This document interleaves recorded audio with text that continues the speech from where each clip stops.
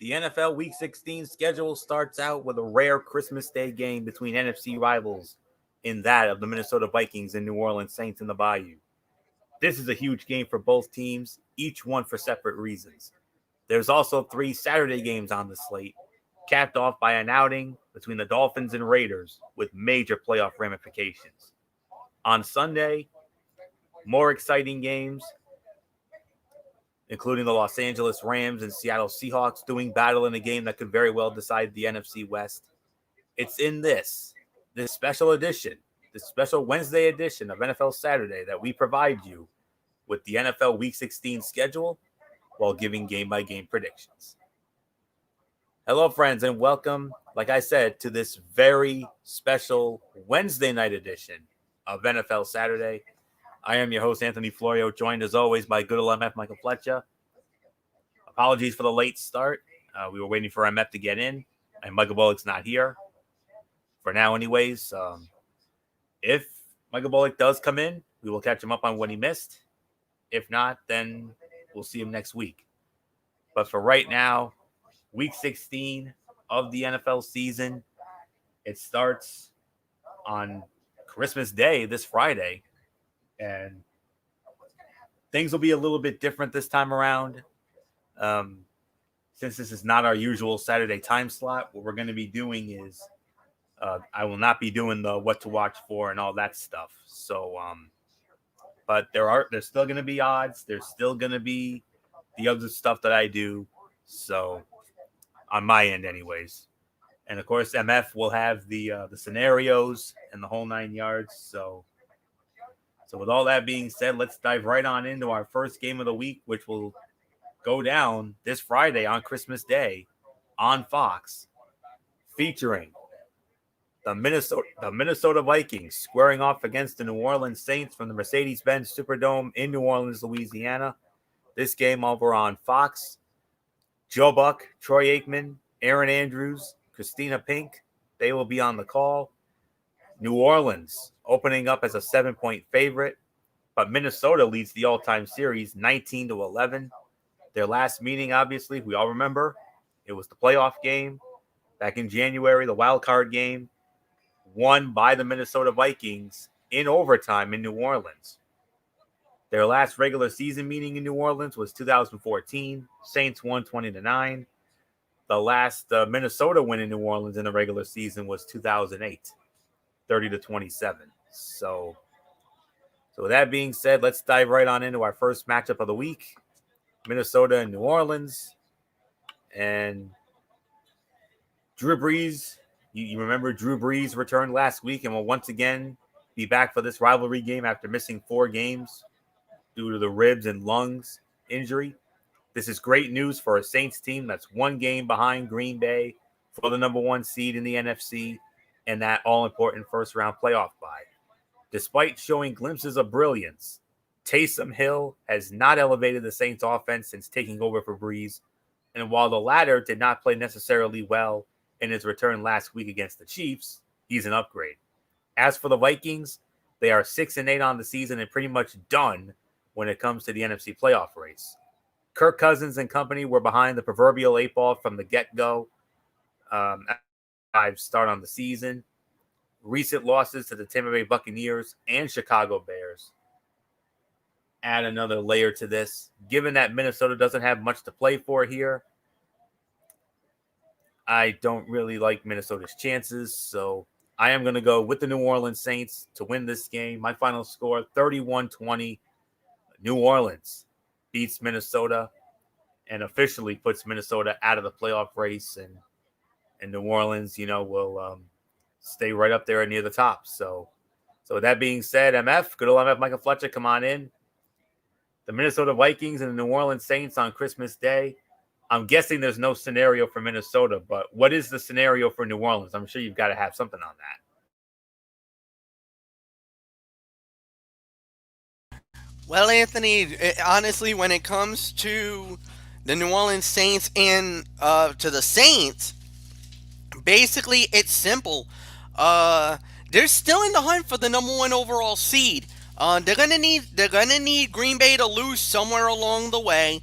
But if they win out and Green Bay loses one, they get they're gonna get the number one overall seed, and they will, and all roads to the playoffs will go through New Orleans. That is exactly what they're gonna need more than anything else. Right now, they're currently the 2 seed, and on top of that, they have already clinched the playoff spot. But with a win or a Tampa Bay loss, the NFC South will also go to the Saints. So the Saints definitely have a lot to look forward to this week, and I think they'll finally get it. The game against Kansas City was such a tough matchup, and on top of that, it was Breeze's first game back. Remember, he had broken ribs, he had a collapsed lung, so his body wasn't really fully back yet. He took all that time off, and they needed that time. Now they're going to get it. They're going up against a more easier team in Minnesota. I think the Saints will finally put the nail in the coffin. They'll clinch it. They'll win the NFC South. And then all eyes is on Green Bay and what they do, because if they lose, then all of a sudden the number 1 seed and the home field advantage throughout the playoffs goes back into their column. So we'll see. So nothing more to say, Florio. It's yours. Next game. All right, and we move on from the Friday game to not 1, not 2, but 3 Saturday games, a triple header, if you will, but an unusual one. I'll explain in a minute. But we're going to start it off, though, with a game that is going to kick off at 1. And by the way, that Friday game is at 4:30, by the way. The first Saturday game is going to be kicking off at the traditional 1 o'clock time, like it would on a Sunday. It's a 1 o'clock game. This will be over on the NFL Network, and it will feature the renewal of an old NFC Central Divisional rivalry, as you all remember, when the Tampa Bay Buccaneers square off against the Detroit Lions from Ford Field in Detroit, Michigan. This will be over on the NFL Network, and on the call for that one, it'll be Adam Amin, Mark Schlereth, and Lindsey Czarniak. And Tampa Bay opening up as a 9.5-point favorite. Detroit, however, leads the all-time series 31-27. They met last year in Detroit, and Tampa Bay won that game by a score of 38-17. Detroit last beat Tampa at home in 2014. That was a 34-17 final. So MF, of course, we know Detroit done. They're already out of it. They're going to be doing draft stuff. They got draft stock to worry about now.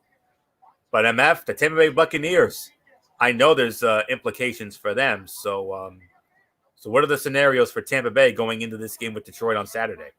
All right, for our friends, Tampa, listen up, guys, because here is what you need in order to get in to the playoffs. Tampa Bay, it's either a win or a tie. If you end up tying with Minnesota, with Detroit, or you need Chicago to lose. So either or. If Tampa wins outright, they're in. If they tie with Detroit, they're in automatically. Or you just need Chicago to lose their game, and they will be out. And that's it. So I think Tampa will win it outright. They'll get the 10th win. I think what happened last week was unbelievable. Tom Brady, what a game he had. But I think when it's all said and done, they'll clinch it. It's over. And yeah, I do have a scenario that I believe will be that they will win. So nothing more to say, Anthony. It's yours. Yeah. A total of 30 passing touchdowns for the 8th time in his career, leading a team that boasts a 9-5 record and is a good bet for the playoffs after a comeback Week 15 win over Atlanta. Yes, we're talking about the one and the only TB12 himself, Mr. Tom Brady. Despite some issues with interceptions, 7 in the last 6 games, Brady is still leading in offense, averaging over 29 points a game. On the other side sits a 5-win Lions team that's pretty much playing out the string following the firing of head coach Matt Patricia. Detroit is giving up a ridiculous 31.1 points a game and an opposing 107 passer rating. Expect Brady and company to take advantage of this in a big way. Tampa wins. They'll win comfortably. 34-16, Tampa Bay, all over Detroit. So not much more to say on that one. All right, remember when I said unusual triple header? Well, here comes the unusual part. The NFL is going to do something for the first time ever with this next game. This is something they've never done before. 4:30 kickoff. It's going to be the San Francisco 49ers squaring off against the Arizona Cardinals. And here comes the unusual part. It's not going to be on the NFL Network. Heck, it's not even going to be on Fox. It's not going to be on television. Because this game is going to be broadcast exclusively on Amazon Prime Video. Yes, you heard me right. Amazon Prime Video is the only place you can see this matchup between the 49ers and the Cardinals.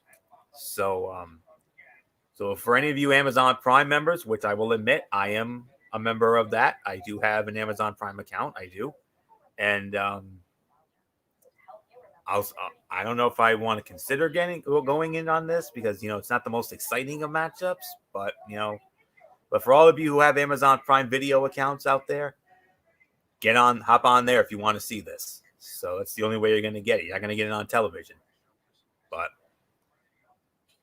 And on the call for that one, it will be Andrew Catalan, James Lofton, and Cherie Burris. They will have the call for that one. Now, MF, is this the second meeting between these two? I want to say it is. I want to say these teams have already met before because this is that divisional matchup. I'm not sure if they're... Okay, hold on.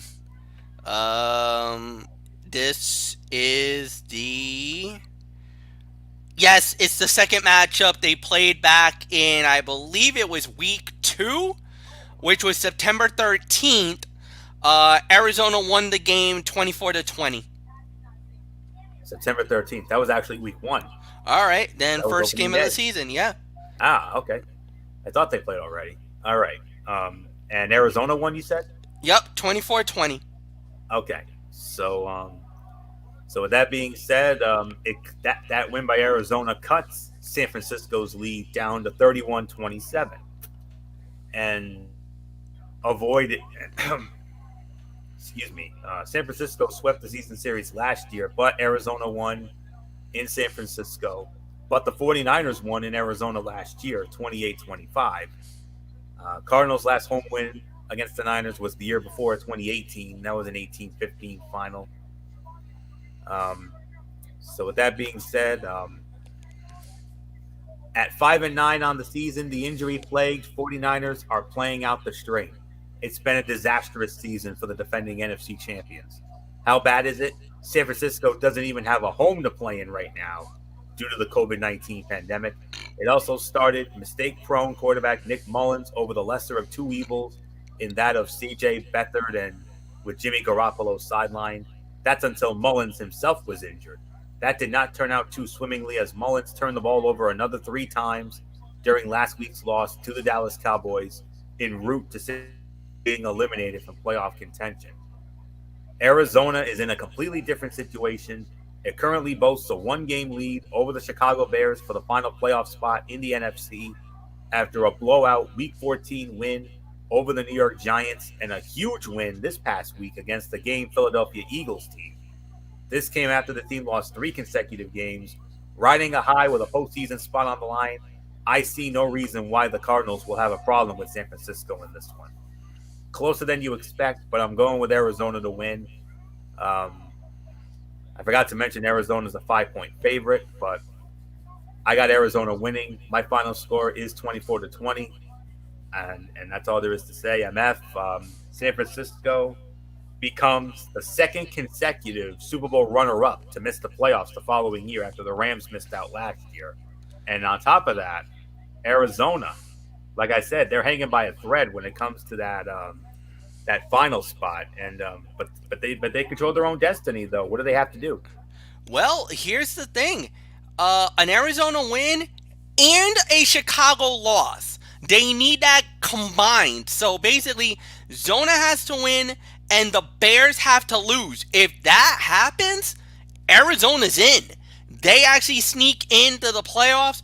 A loss or a tie, or if for some reason the Niners and Arizona tie and Chicago loses, then they're in. And we remember Arizona and the Niners did tie once.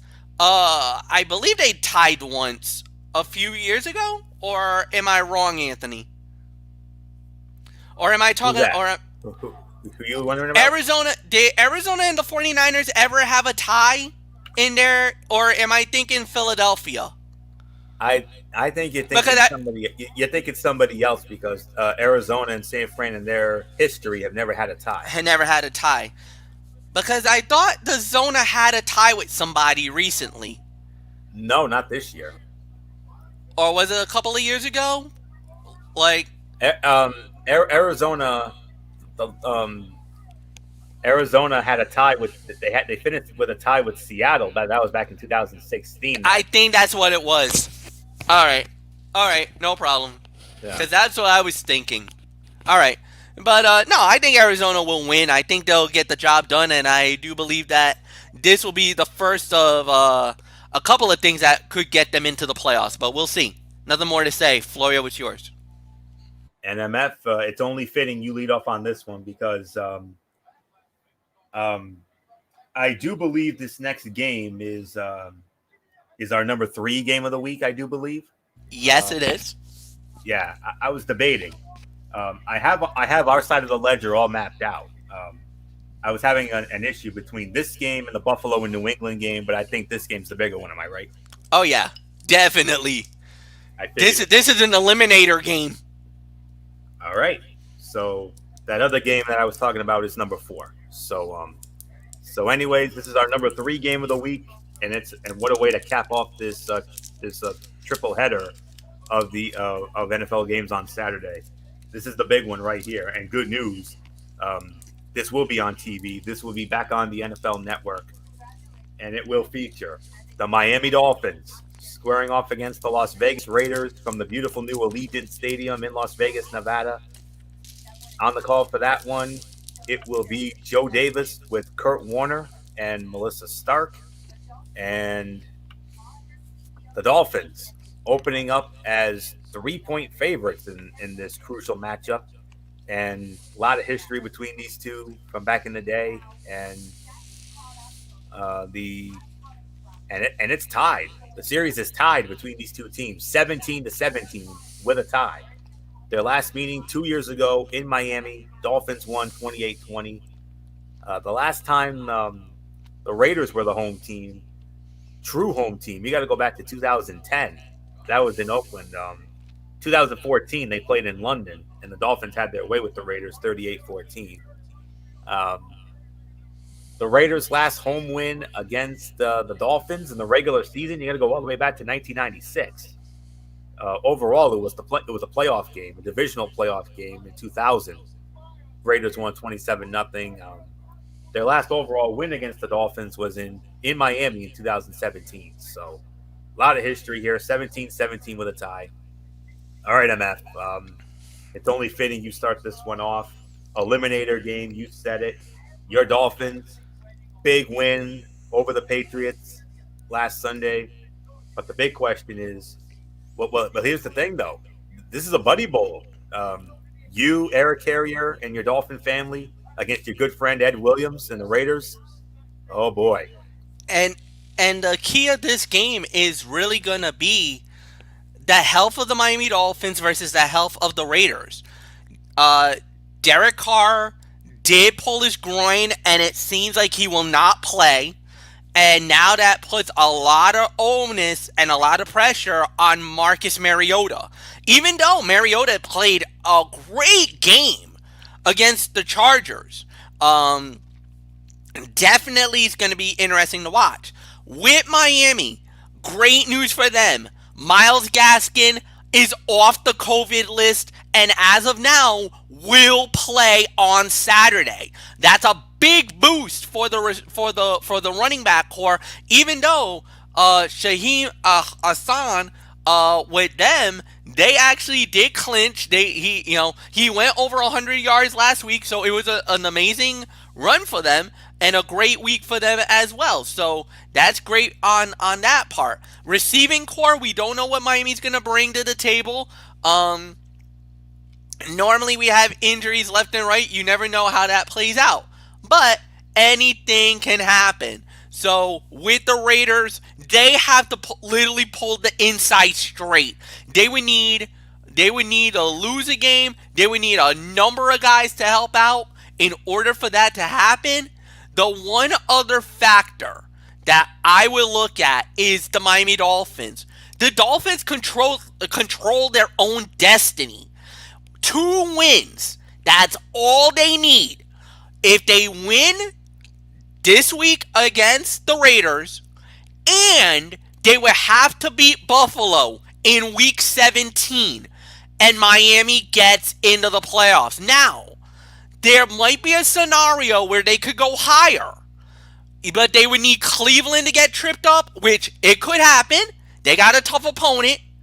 And they would need Indy to get tripped up, and that could also happen because they got a tough opponent this week. This is the week, if you're a Miami Dolphin fan, that you want to win, and you would love to see Indy lose and Cleveland lose, because that would help them immensely heading into the playoffs. Plus, you would also love to get the caveat of the Baltimore Ravens to lose, but now you got problems on that. That's a little bit of a risk, a big jump. We won't know how that plays out, but we'll see what happens. So, yeah. So, we'll see how that plays out. Nothing more to say. And, yeah. I got the Miami Dolphins beating the Raiders. I think Miami, I think they're ready. They're poised. They want this so bad. 10-win season for the Dolphins. That's a first for them in ages. And on top of that, with Tua Tagovailoa, with the way he's been playing lately, Miami's got the franchise quarterback of the future, guys. Now if they put some pieces around them, this team could be a dangerous team in the AFC. They're one of those teams that is lying under the weeds. A lot of people's been, not showing the real respect to the Dolphins. I get it. They've been struggling for years. But trust me, guys, the Dolphins are real. They are a legitimate threat. And I think a lot of teams are going to have to watch their backs. If Miami gets into the postseason, they're going to be a very tough out. I think they're going to be a problem for a number of teams that I could see. So Miami wins. I think that'll get them at least one step closer. They can't clinch it this week, but it would put them razor thin into getting into the playoffs. Nothing more to say, Florio. It's yours. Yeah. Despite boasting a 7-7 record, John Gruden and the Raiders are a complete mess right now. That's especially true on the defensive side of the ball following the firing of Paul Guenther. Las Vegas is giving up an average of 30.1 points a game. Its run defense is a complete mess, as evidenced by the fact that Jonathan Taylor put up a career-best performance against this unit in Week 14. The Raiders then didn't do themselves any favors during a late-game meltdown against the division rival Chargers last Thursday night. As for the 9-5 Dolphins, they need this win big time in order to maintain their status as the final wildcard team in the AFC. This comes after a hard-fought win over New England last week that saw Miami without its 3 top pass catchers. Needless to say, this is a huge game for rookie quarterback Tua Tagovailoa and young head coach Brian Flores. Expect this team to be up to the task here. I agree with you, MF. I have the Miami Dolphins winning this game as well. My final score, 28-24. Should be a good one, but I got your Dolphins stealing one in Vegas and putting the Raiders out of playoff contention and putting the Dolphins one step closer. So not much more to say. Let's move on to the Saturday slate of action. Not too many early games. There's only 6 early games on the Sunday slate, and we're going to start it off with a game that you will see on Fox, and it will feature. Well, this is another game that has implications. The New York Giants squaring off against the Baltimore Ravens from M&T Bank Stadium in Baltimore, Maryland, over on Fox. Kevin Kugler, Brock Heward, and Laura Oakman will be on the call for that one. And the Ravens opening up as a 10.5-point favorite. Baltimore leads the all-time series only 3-2. Their last meeting was in 2016 in New York. Giants won 27-23. Last meeting in Baltimore was in 2012. Ravens won that one going away 33-14.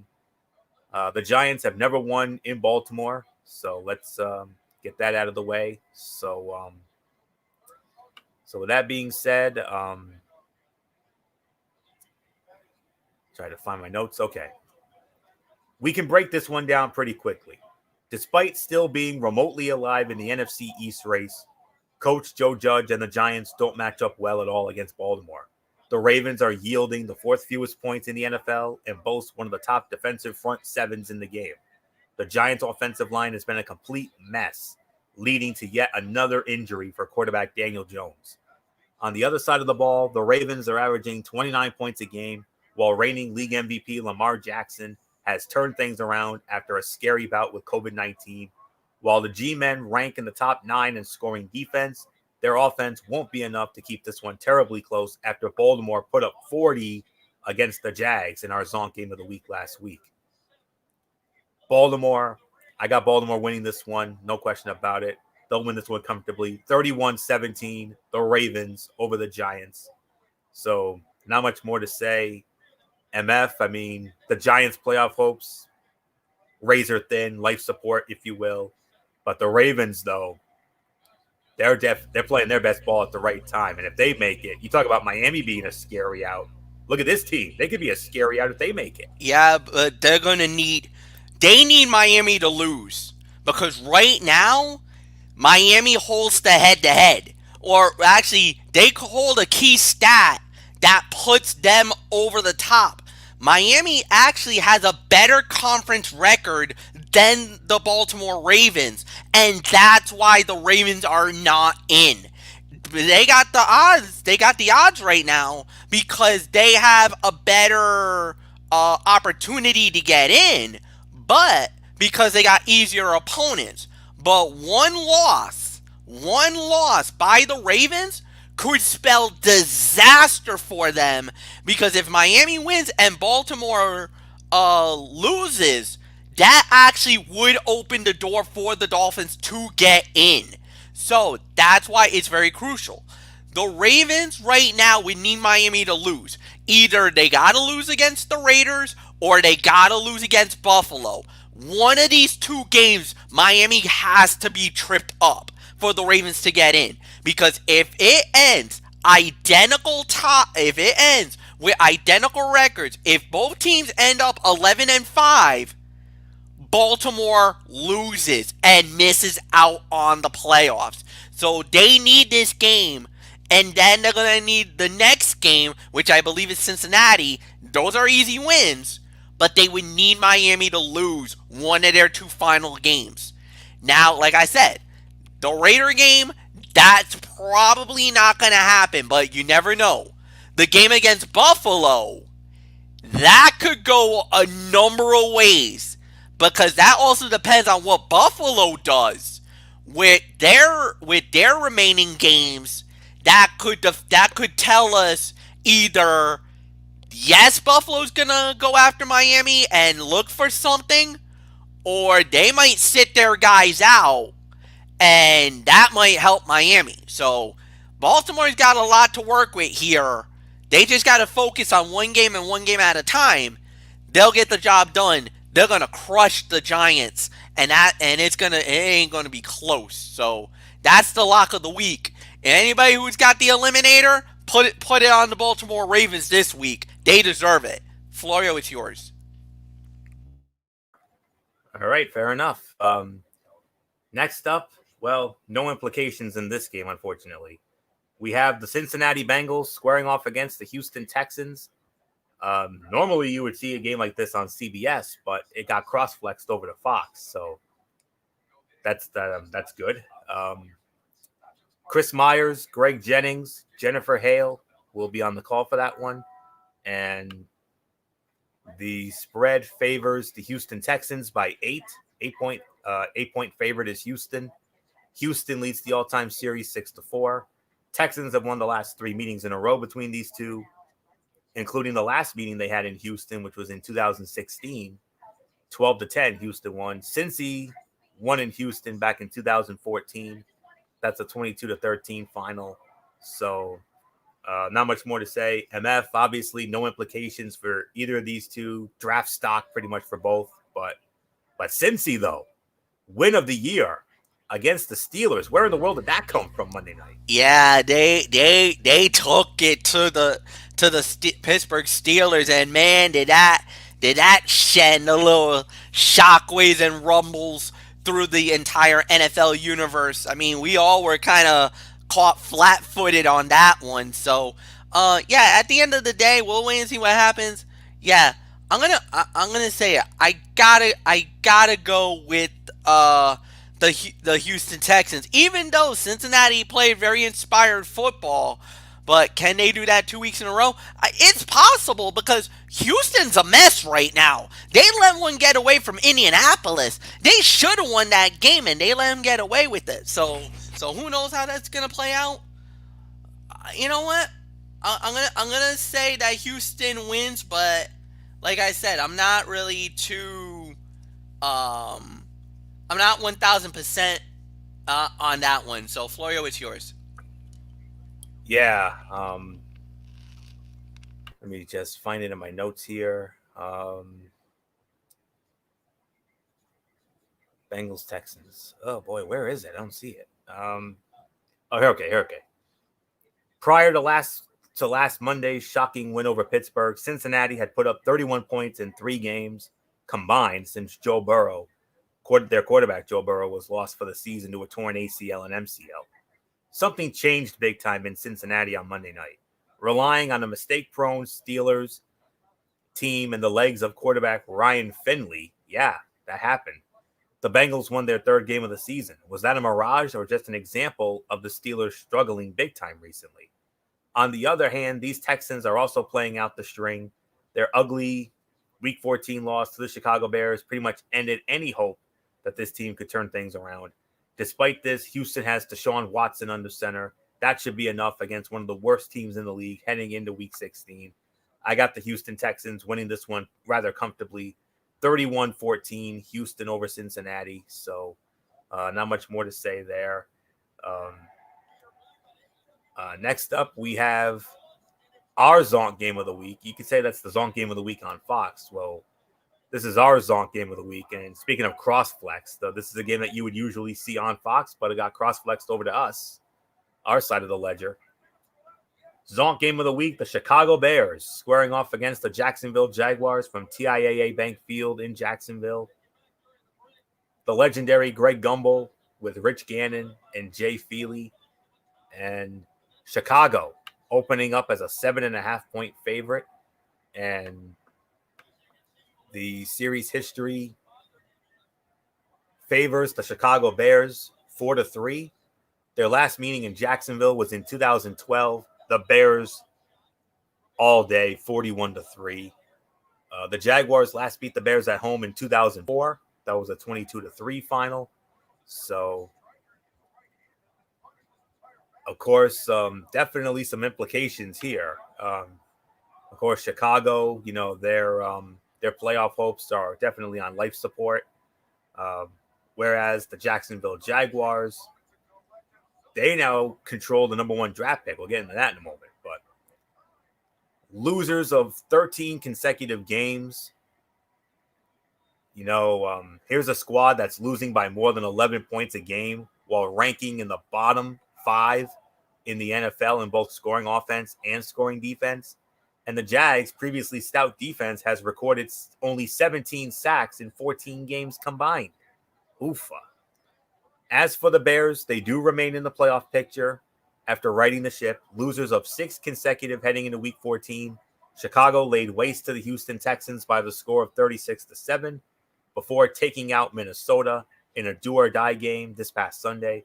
The team is currently 1 game out of the playoffs. Surely Chicago will come to play against one of the worst teams in the NFL. It also helps that Mitchell Trubisky has Chicago averaging 31 points in the 4 games since he regained his starting job from Nick Foles. So I'm going with the Chicago Bears to win this game. My final score, 24-13. Chicago beats Jacksonville. So not much more to say here, MF. Chicago, very slim playoff hopes. But the Jags, they now control their own destiny when it comes to that number 1 pick after that gift win from the Jets. Yeah, I know. We'll talk about the Jets in a little while, but yeah, I believe so too. I agree. I believe so too. So I think there's really nothing more to add. Yeah, I totally understand where you're coming from, and you definitely do make a valid point here. So yeah, I'm gonna say it. I'm gonna go with I think the Jaguars will lose as well, and there's really nothing more to add. So Florio, what's yours? All right. Definitely some implications for this next matchup. We have the Atlanta Falcons squaring off against the Kansas City Chiefs from Arrowhead Stadium in Kansas City, Missouri, over on Fox. Kevin Burkhardt, Daryl Moose Johnston, Pam Oliver, they will be on the call for that one. And Kansas City opening up as a 10.5-point favorite. And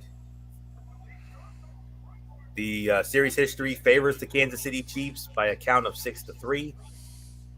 Their last meeting in Kansas City was in 2012. The Falcons won that game by a score of 40-24. The Chiefs' last home win against the Falcons was in 2004, 56-10 beatdown. So not much more to say. MF, obviously, no implications for Atlanta, draft stock for them. But this has major ramifications for Kansas City. It's very simply put.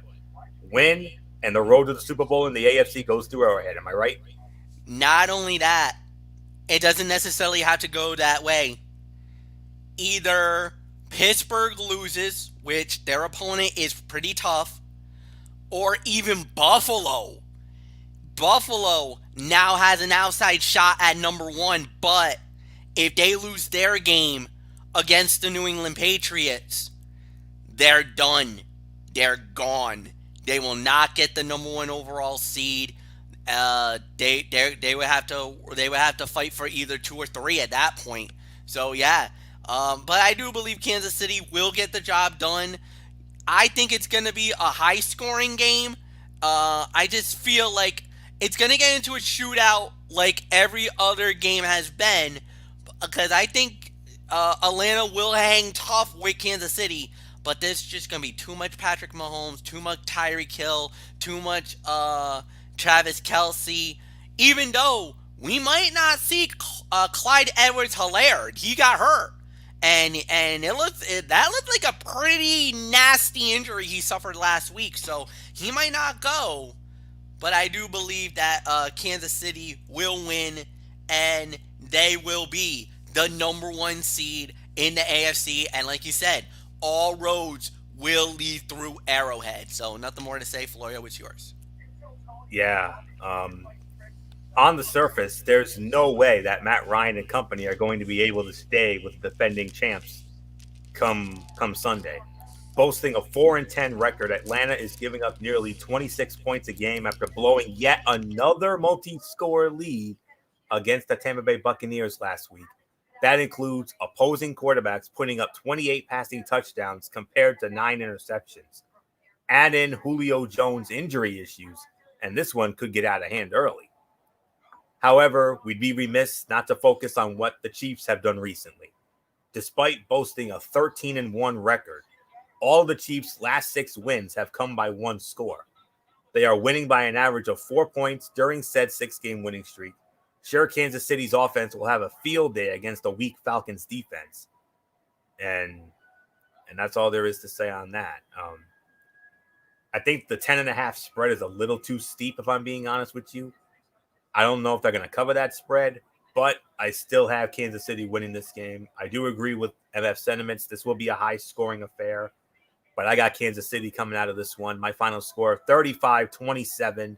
Atlanta beats Kansas City, gets the number 1 seed in the AFC, which they're going to have anyway, considering they had the tiebreaker over Buffalo anyway because of that head-to-head win on that unique Monday night game they had in October. So that's all there is. 35-27, Atlanta wins. So not much more to say. I mean, Kansas City wins, rather. So next up, we have the Cleveland Browns squaring off against the New York Jets from MetLife Stadium in East Rutherford, New Jersey in the Meadowlands. Kevin Harlan, Trent Green, Melanie Collins will be on the call. Cleveland opening up as a 9.5-point favorite. And the series history, it favors the Cleveland Browns 14-12. The Browns, as a matter of fact, the Browns have won the last 2 meetings in a row with the Jets, including in the Meadowlands last year. Browns put a 23-3 beatdown on the Jets last year. The Jets have not beaten the Browns at home since 2015. That was a 31-10 final. So, yeah. What is there to say about this one? I mean, how's this for a meaningless win? These New York Jets headed into Week 15 at 0-13 and being outscored by an average of 16.1 points a game. They had the inside slant to land consensus number 1 overall pick Trevor Lawrence in the 2021 NFL Draft. Instead, New York took out a then 9-4 Los Angeles Rams team by the score of 23-20. In terms of the Jets' Week 16 matchup against the vastly superior Browns team, they now really have nothing to play for. Cleveland is still battling for its playoff lives at 10-4 on the season. That will make all the difference in the world. Add in the fact that these Browns are 8-0 against losing teams this year, and there's every reason to believe New York will be on the receiving end of a blowout loss after a 1-week hiatus from embarrassment. Baker Mayfield goes off, Nick Chubb goes off, and I don't know what else there is to say except the Browns will take one step closer to their first postseason appearance since 2002. 38-13, Cleveland Browns take care of business in the Meadowlands. MF, the Browns, what implications do they have? They still have a chance to win the division. They got an outside chance at the division. It all hinges on what Pittsburgh does. But if the Browns win, and either they need three possible situations, either Indy to lose, Miami to lose, or Baltimore to lose. If one of those 3 fall and Cleveland wins, Cleveland's in the playoffs. Then what will also happen is, yes, there is a chance where they could win the division. They would need Pittsburgh to lose next week, and then, Anthony, that final week, the Browns and the Steelers go head to head. More importantly, it's winner take all. Winner gets the division. Wow. When was the last time we did a game in Cleveland? I can't remember. Oh my God. It's been ages. I think the last time we ever did a game in Cleveland, I think I was the lead commentator. You had to be. I believe. Or maybe I was. But I don't know. We're gonna have to look into our archives. But all I do know is and you got the Browns winning, right, MF? I'm sure you do. Oh yes, most definitely. Okay, because I got a little sidetracked and I didn't hear you mention anything about it. But all right. Final early game, and this is the big one. This is the big early game right here. This is our number 2 game. This game is our number 2 game of the week on our side of the ledger. The Indianapolis Colts squaring off against the Pittsburgh Steelers from Heinz Field in Pittsburgh on CBS. Hello, friends. Yes, Jim Nantz, Tony Romo, and Tracy Wolfson will be at Heinz Field in Pittsburgh on the call. And Indianapolis opening up as a 2-point favorite. And the series history, it favors the Pittsburgh Steelers by a count of 19-6. The Steelers have won the last 6 meetings in a row against the Colts. They met in Pittsburgh last year. Pittsburgh won 26-24. The Colts have not beaten the Steelers in Pittsburgh and overall since 2008. That was a 24-20 final. So I believe, MF, you start this one. Number 2 game of the week very easily could have been ours, but there's one game that's actually bigger than this. We'll get into that in a little while, but Indy and Pittsburgh, massive implications for both teams. What do you got? Oh man! All right. First off, Indianapolis. Let's talk about you guys. You guys can make the division. Guys can play in the playoffs. You can get into the playoffs by winning, and either the Miami Dolphins gets a loss or a tie, or Baltimore gets a loss or a tie. In the case that you guys end up tying with the Pittsburgh Steelers, you would have to have a straight out loss by Baltimore or a straight loss by Miami, and that will get you in. Pittsburgh, you've already clinched the playoff spot. You're guaranteed that in. However, you can get the division by either a straight win or a Cleveland loss. Or in the case, if Pittsburgh ends up tying and Cleveland ends up tying, then the Steelers wins the division. I gotta go with Indy. They're the hot hand right now. They got very lucky last week with their big win. And I'm sorry, Anthony, Pittsburgh is free falling. They are losing games that they're not supposed to be losing at all. I don't know what is going on with the Steelers. Maybe it's the fatigue factor. Whatever the case may be. I got to go with the hot hand. I got to go with the Indianapolis Colts. I think they're going to pull the upset. I think they're going to knock off Pittsburgh. So I got really nothing more to say. Florio, it's yours. Believe it or not, MF, I actually agree with you. I'm actually going with Indy as well. But before I get into that, let me just mention this about Pittsburgh's downfall. Before this month before the calendar turned to December, when we talk about September, October, and November, they were hands down the best team. But ever since that game with the Ravens, the Raven game that was supposed to be on Thanksgiving, that got moved around 50 times because of freaking COVID. I think it was moved 3 times. I think it jumped 3 times because of COVID. I think it was more than that, but regardless, they barely got by the Ravens. I think they should have lost that game with the Ravens, to be honest with you. They would love the game. But then, as far as what they've done recently, you could understand the Buffalo loss. Buffalo, we all know how great they are. Believe me, I know better than anybody. But the losses losing to the Washington football team was one thing, but losing to the Bengals, oofa.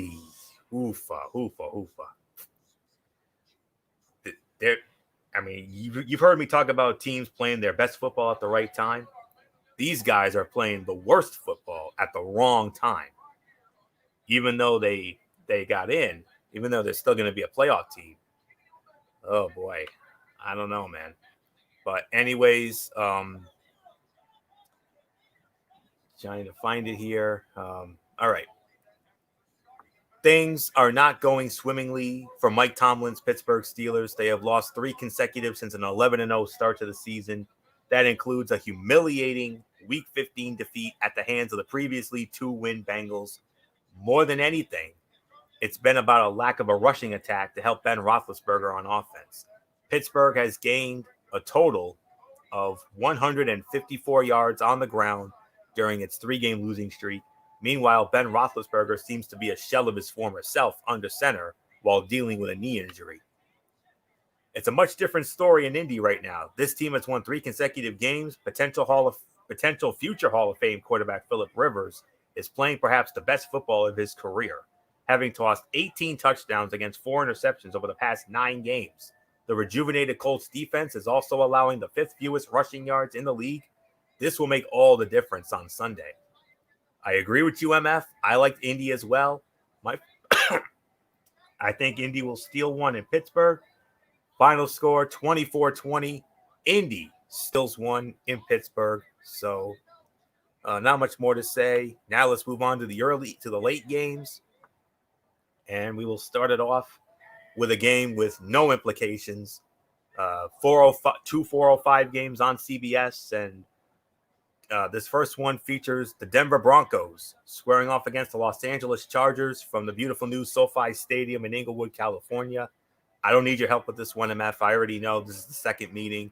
And I know for a fact that Denver beat the Chargers in a heartbreaking fashion in Denver earlier this year. So I do know Denver has the win there. So with that being said, the series history, it still favors the Denver Broncos. They added a win to their series history. They now lead at 68-52 with a tie. The Broncos won in Denver. That's 3 in a row now against the Chargers. Broncos won. The Broncos have actually won the last 2 meetings at the Chargers when they were playing at the StubHub Center in Carson. Chargers' last home win against the Broncos was 2017. That was a 21-0 final. So with this being said, it's draft stock for both teams, obviously. 2 teams pretty much playing out the stretch. One squad in that of the Chargers likely looking to hire a new head coach in a couple weeks. Another team in that of the 5-win Broncos set for some pretty dramatic offseason changes after a blowout Week 15 loss to the Buffalo Bills. It's not an overly attractive matchup by any stretch of the imagination. With that said, both Justin Herbert of the Chargers and Broncos quarterback Drew Lock have a lot to play for. While Herbert is etched in stone as the face of the franchise in Los Angeles, the jury is still out on Lock in the Mile High City. But at the end, though, I got to go with the Chargers here. I think it will be a close game, but I think the Chargers will pull it out. I'll say 23-20, Chargers over the Broncos. Not much more to say. MF, your thoughts on Broncos-Chargers? Obviously, no implications here, but a quick thought. Yeah, no implications, and I do agree. I think the Chargers. Well, the thing is with the Chargers is that you never know what you're gonna get. They're like a Dr. Jekyll, Mr. Hyde type team. But I do believe that at the end of the day, yes, I agree with you on this, Anthony, and I'm actually gonna go with the Chargers as well. But unlike what happened last week with Buffalo, this is gonna be a different game. This could easily be an upset win. You just don't know. But yeah, I'm with you on this one, Florio. I'm gonna go with the Chargers as well. Let's just move right on along. And the other 405 game, there is implications here for one of the teams involved, not the other. And this is another game you would normally see on Fox, but it got cross-flexed over to us. And this was originally supposed to be a 1 o'clock kickoff. They bumped it to 405. We got the Carolina Panthers squaring off against the Washington football team from FedEx Field in Landover, Maryland. By the way, I forgot to mention in the Broncos-Chargers game, Spiro Dedes and Adam Archuleta will be on the call for that one. And the Chargers are opening up as 3.5-point favorites. Whereas for Carolina and Washington, we're going to have Ian Eagle, Charles Davis, and Evan Washburn on the call. And that spread is favoring the Washington football team. Washington is a 2-point favorite. And Washington leads the all-time series 9-6. They've won the last 2 meetings in a row against Carolina. Their last meeting in Washington was 2 years ago. Washington won 23-17. Panthers' last win in Washington and overall was 2016, 26-15. So, all right, MF. Obviously, Carolina's out of the mix. But for Washington, do they still have the inside track to the NFC East? What are their scenarios? Anthony, they do. And as a matter of fact, they could win it this week. The Washington football team can win the NFC North with a win and a loss by either a loss by the Giants or a tie. However, there is another scenario. If Washington does tie with Carolina, which it could happen, very possible, they would need a loss by the Giants, and they will also need Dallas and Philadelphia to also end in ties. If that happens, the Washington football team wins the division and they would go on to the playoffs as the representative of the NFC East with a 7-8 record. Unbelievable. But I do believe Washington will win, and since the Giants are playing the Ravens, and we already said that the Giants are going to lose, that will give the Washington football team the NFC East. Can you believe that? Wow. And how about this story, MF? Ron Rivera, the head coach Yes. of the Washington football team. Could you imagine if he did it against his former team? Yeah. A team that he once took to the Super Bowl? Yeah. It's very possible. You It's remember very possible. You remember the big 50th anniversary season, the Super Bowl 50 year, Yep. 2015 and the 16. Ron Rivera took the Carolina Panthers to the Super Bowl, but they did not win. They lost to the Denver Broncos. But what sweet irony would that be for Ron Rivera with everything that he's been through? Because he is battling cancer and all this, some form of cancer or something. I know. Yep. And you remember in that very first game on opening day against Philly, he was getting IV treatments, and what a story this would be for Ron. And let's not forget about Alex Smith. Let's not forget about him in his recent struggles with the leg. I mean, this would be almost Hollywood couldn't write a better redemption story for this team. Absolutely. If this team should end up winning the NFC East, despite not having the best of records, but what a story that would be. And me being the man of faith that I am, I mean, you know how much I love these kind of stories. And oh boy, but nonetheless, I'm with you, MF.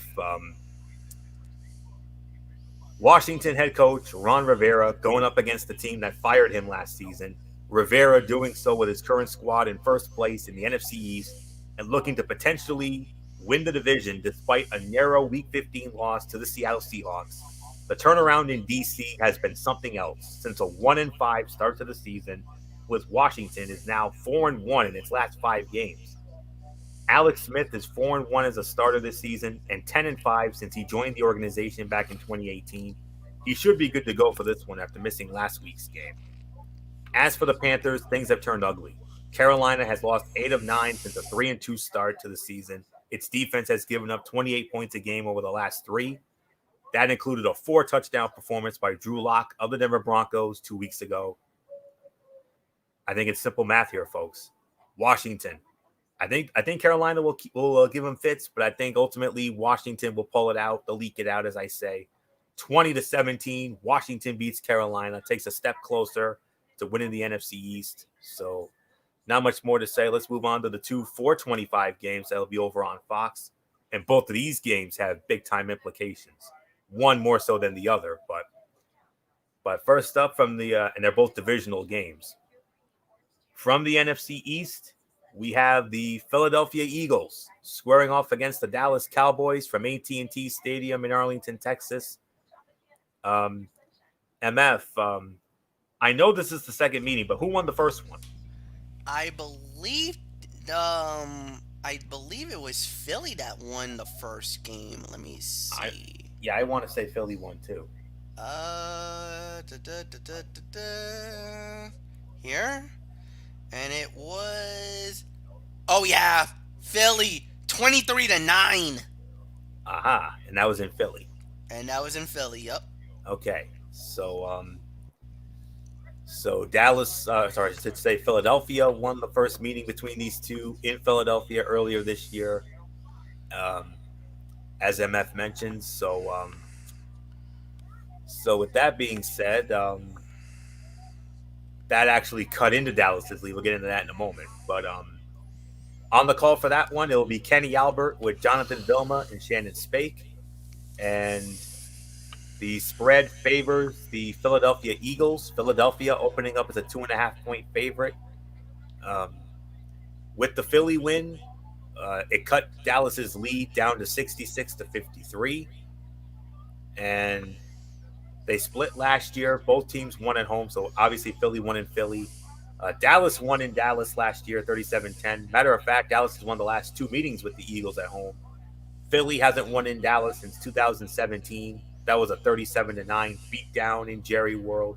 So not much more to say here. Is it? Oh yeah, it's me. I think I started this one off, right? So yeah, because you had the last one. MF will have the implications for these two. We know there's definitely implications here. Both of these NFC East rivals have something to play for down the stretch. In Philadelphia, that includes head coach Doug Peterson battling for his job. Peterson just recently benched Carson Wentz for rookie Jalen Hurts, who led the team to a season-saving win over New Orleans 2 weeks ago, before the team turned in a solid performance in a narrow loss to the Arizona Cardinals last week. Philly is 1.5 games out in the NFC East with 2 games remaining. As for the Cowboys, they are pretty much on a wing and a prayer status right now. Boasting a 5-9 record, Dallas is 1 game behind Washington in the NFC East following a Week 15 win over San Francisco. It has also been swept by the team in the nation's capital. In a game that will be pretty ugly, it's time to go with the Cowboys to keep their ridiculously low 5% division title aspirations alive. So I got Dallas winning this game.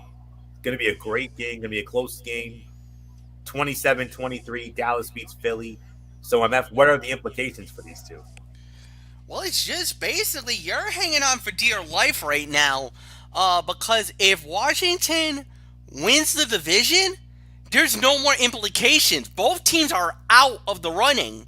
So you really kind of need Washington to lose just to stay alive. So there's really not much implications here, Anthony. I got Dallas winning, but this is, you could kind of say this is kind of an eliminator game.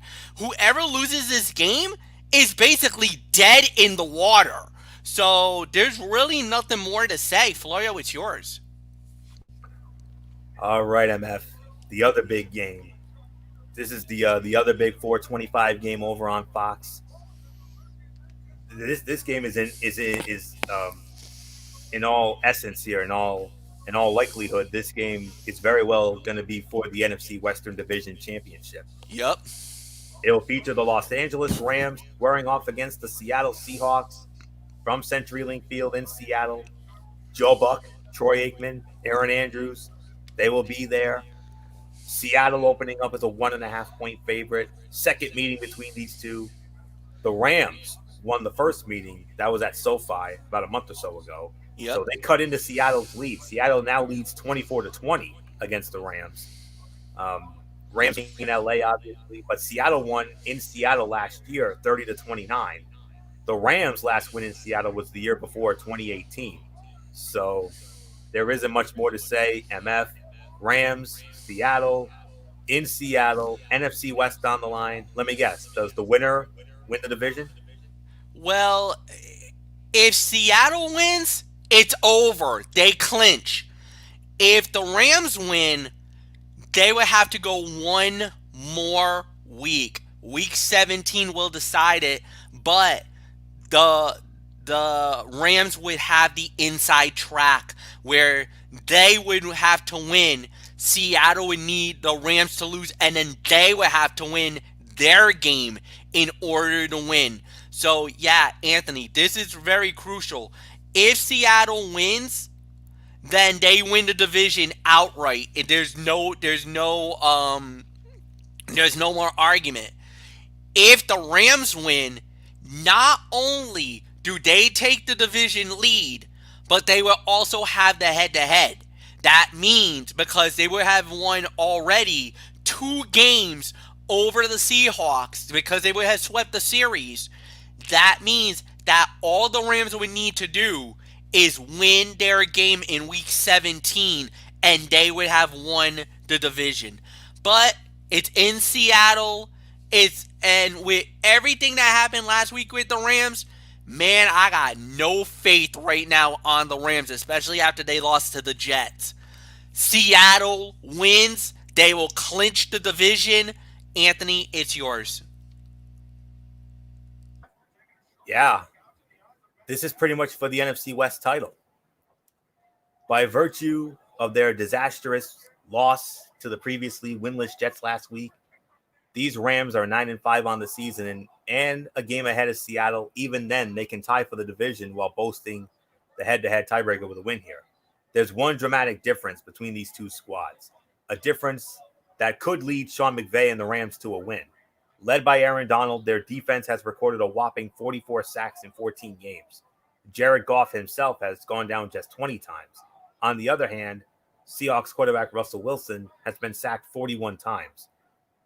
That could be the biggest difference in what should be a close game.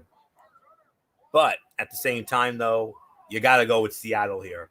I like Seattle in this one. I mean, I wouldn't be surprised if the Rams won. Absolutely not. But I'm going with the Seattle Seahawks to win this game. 30-27. Seattle beats the Rams, wins the NFC West. So not much more to say on that. And now the Tony and Mikey special, our game of the week right here. And what a beauty we're going to have on Sunday night, MF. Is this going to be a fun one? Maybe we had a potential Super Bowl preview last week with KC in New Orleans. We got perhaps another one. Sunday Night Football on NBC. The Tennessee Titans wearing off against the Green Bay Packers from the frozen tundra of Lambeau Field in Green Bay. Barring any more COVID issues or protocols, Al Michaels should be back with Chris Collinsworth and Michelle Tafoya for this matchup, and the spread favors the Green Bay Packers by 3.5. Series history actually favors the Tennessee Titans 7-5.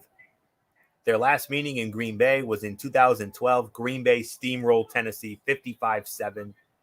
The Titans, they have won at Lambeau before, as the Tennessee Titans. That came back in 2004.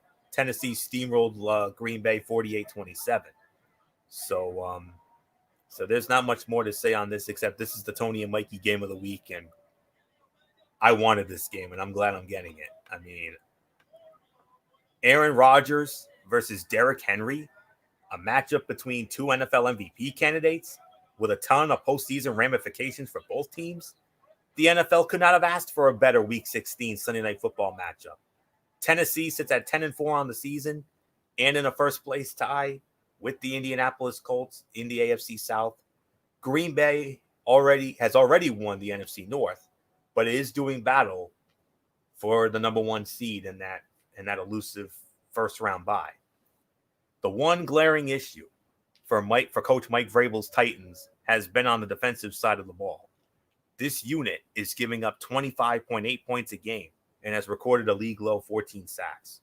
That's not a recipe for success against the Packers quarterback in Aaron Rodgers, who has thrown 40 touchdowns against only 4 interceptions and has been sacked a mere 18 times. Game of the week, it's going to be a 5-star Shakespearean drama shootout in Lambeau, but I got to go with the Green Bay Packers. They'll eke this one out.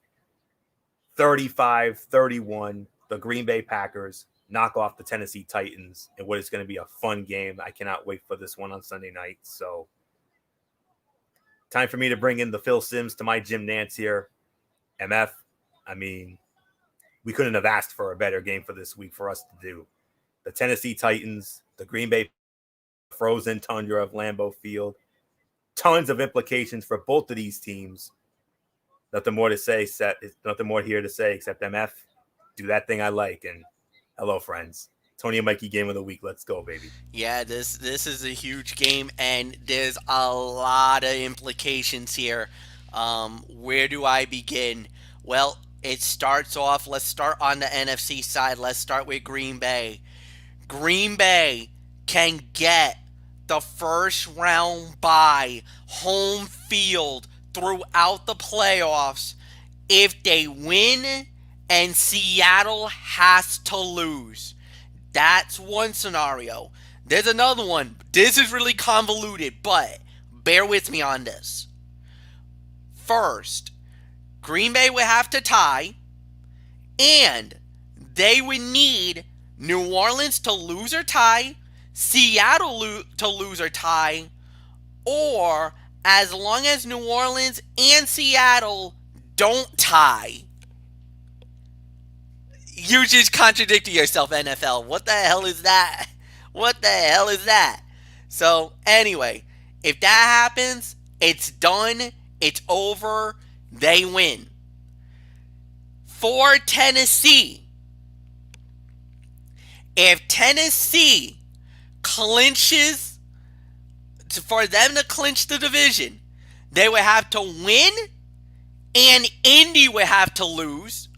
And just for them to get a playoff spot, Tennessee would have to win, or you would need the Miami Dolphins to lose, the Baltimore Ravens to lose, or Tennessee and Baltimore would have to end in ties, respectively. Big matchup, big day, unbelievable how that will play out. This will be one for the record book, one for the ages. God, I don't know who to pick. This is such a tough call. I gotta go Green Bay. They're at home. Aaron Rodgers and the crew. I'm gonna say it. I'm gonna go with the Packers to win the game. I really got nothing more to add. Anthony, it's yours. All right, the final game of the week, the season finale of Monday Night Football on ESPN. And by the way, this game not only on ESPN, it will also be simulcast on ABC as well. So, and it will feature your AFC Eastern Division champion Buffalo Bills squaring off against the New England Patriots from Gillette Stadium in Foxborough, Massachusetts. Steve Levy, Brian Griese, Louis Riddick, and Lisa Salters for the last time this season. They will be in Foxborough. The Buffalo Bills opening up as 7-point favorites. I don't need help with the divisional here, MF. I already know. They met earlier this year in Buffalo. Buffalo won the game because of a late turnover at the end. But it cuts New England's very large series. I mean, it's a one-sided rivalry, but Buffalo got a rare win, so it's now 75-44 with a tie in favor of the New England Patriots. And that win snapped a 7-game losing streak to the New England Patriots when the Bills won in Buffalo. The Bills' last win in Foxborough came in 2016. That was a 16-0 final. And if the Buffalo Bills win this game, they're going to do something they have not done since 1999, and that is sweep the season series with the New England Patriots. 1999, the last time the Buffalo Bills did just that, winning in Buffalo and in Foxborough. So not much more to say. MF, the end of an era in Foxborough. By virtue of the Patriots' loss to the Dolphins, they're out of the playoffs, first time since 2008. But for the Buffalo Bills, winning the AFC East for the first time in 25 years, since 95. And the Buffalo Bills, because of Pittsburgh's stumble against Cincinnati, the Buffalo Bills now control their own destiny for the number 2 seed. Wow. What happens? How do they do it? If they win, what are the implications for Buffalo? Well, for Buffalo, you kind of have to win out your remaining games. And yeah, if you win out, and on top of that, you literally would need so if Pittsburgh loses and Buffalo wins, that actually does help you out and gets you basically all you would need to do is win your week 17 game against the Miami Dolphins, and I do believe you would get the number 2 seed in the AFC.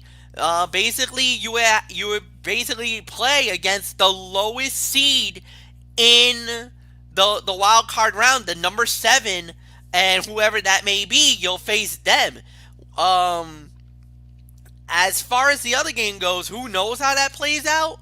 But with New England, look, it is Gillette, it is Foxborough, it is the Patriots. You never underestimate them. But Buffalo looks like this is the year that they look like the team of destiny right now. No doubt about it. They've won the division, and you know they're gonna look for the sweep on the Patriots. A lot of people felt like they got very lucky the first time that they played in Buffalo. New England kind of let that game get away. This time around, you're in Gillette, and Buffalo doesn't play great in Gillette. They've had a history of losing games over there. I don't think they've ever won a game in Gillette yet. I think they've won in Foxborough. They have won at Gillette. Since Gillette Stadium opened in 2002, the Buffalo Bills have only won there twice. 2014 and 2016. That's it. So, I mean, that's tough. That's a tough sled, and that's a tough haul to ask. But I do believe Buffalo is poised. They got the team. I think they'll get the job done. They'll win it. Anthony, there's really nothing more to say. Yeah. What a magical year for these guys. I mean, but, excuse me, it was back in week 8. Back in week 8, Buffalo disposed of the Patriots by the score of 24-21 in a tight affair in Buffalo. More than anything, it was a still impressive New England defense that kept that game close. Unfortunately for Bill Belichick and company, Cam Newton struggles under center, and a lack of skill position talent has limited this team to just 21.3 points a game. That's not going to cut it against Josh Allen in Buffalo on Monday night. The third-year quarterback continues to play out of his mind, tallying 38 touchdowns compared to 9 interceptions on the season after a brilliant outing against Denver last Saturday, with Buffalo looking for a top 2 seed after clinching its first AFC East title in 25 years, and New England officially eliminated from playoff contention. I don't expect I don't expect a much competitive affair. I'm going with the Buffalo Bills to win this game. 28-13, Buffalo wins in Foxborough. So there's not much more to say. That will put the bow on this special Wednesday edition of NFL Saturday. We want to thank you all so very much for tuning in. On behalf of, yes, Timothy, do you want to say something? Well, first off, as executive producer of all the shows, I like to make a little personal announcement and just say how grateful that we are for all you guys, for all the fans out there, for the loyal supporters, for the love and the support that you guys have given us each and every week on all the shows. We want you guys to have a happy and healthy Christmas, and we hope that you guys have a lot of fun, enjoy yourselves, be safe, but more importantly, just be with family. That's the most important thing that I think we can all expect. And as far as what our future content goes, I'm pleased to announce that what we're going to do is we're going to come back on Saturday. And the reason why we're coming back on Saturday is because we're going to do some year-end reviews. So we're going to start with the Strictly Sports year-end review. We're going to do that this Saturday night at 10:30. And on Sunday night, we're going to do the Wrestling Form year-end review. So we're going to do 2 year-end review shows. Saturday will be for the sports, Sunday for football, for our other shows, and then Monday will be Ridiculously Raw. We'll have Anthony host that, as always. On Tuesday night, because of the New Year's and everything else, we're not going to do, we are going to do the preview for the college football, the New Year's 6 on Tuesday. On Wednesday, 1 week from tonight, once again, I believe that's the 30th, Anthony? December 30? Yes. Okay, December 30, once again, we will preempt Wednesday Night Mayhem in order to do the well, actually, no. You know what? I actually think we could pull this off because all the games are on Sunday. Okay, no, forget it. Wednesday, we'll do traditional Wednesday Night Mayhem. Thursday is New Year's Eve. Friday's New Year's Day. Nothing on New Year's Day. So no cerebral smack talk. And on January 2 will be NFL Saturday like traditional. So that's what we got coming up, guys. So I hope you guys enjoyed the content. We got a lot more to do. Anthony, I want on the behalf of myself, I will wish you and your family a Merry Christmas and thank you for everything that you do as a host. I think you've done an amazing job, and you know you are my co-pilot on this crazy ship. But you do such an admirable job, and I want you to know that you are appreciated for everything that you've done. Right back at you, man. Gosh, that means a lot, man. It really does. I thank you very much for that, and I'm honored. I'm honored to, this is the dream that we've had since the day we met, MF. I mean, this was, since we were 11 years old when we met. I mean, our dream was to be, commentators, whether it was for sports or for professional wrestling and all that aspect. And thanks to our dear friend Derek Ferreira, a number of years ago, he made that dream a reality. And look where we are now. I mean, we're coming up on almost a decade of this already. I mean, it's crazy when you think about it. So, but that'll be next year, in 2022. That'll be our big and that'll be our big decade anniversary year. But nonetheless, though, on behalf of MF and the rest of our panel, Michael Bullock, Dee Woodson, and of course the man who put this all together, Derek Ferreira. We want to wish all of you, on behalf of the Wrestling Forum and Strictly Sports, a very Merry Christmas, and we hope you all have the most. We hope your day is full of many blessings and so much more. And that is it. So we're going to be off for the next couple of days, and we'll be back with you on Saturday night for our year-end review edition of Strictly Sports. And until then, this is Anthony Florio signing off from my elite panel. Good old MF Michael Fletcher, Michael Bullock, Dee Woodson, and always and forever Derek Ferreira. You know the routine, everybody. Thumbs up. Talk to you later. Yeah, throw it up Portrait Forest style. Bye for now, my friends. God bless. Be good to each other, especially over the next couple of days. And for everybody who has been a part of this one, for now, Anthony Florio, so long. Bye, everybody. Bye. And until Saturday night for our year in review edition of Strictly Sports, you've been watching this special Wednesday edition of NFL Saturday right here on the Zone 25 on YouTube and StreamYard.com. For everybody who's been a part of this one, for now, Anthony Florio, so long. Bye, everybody. Bye.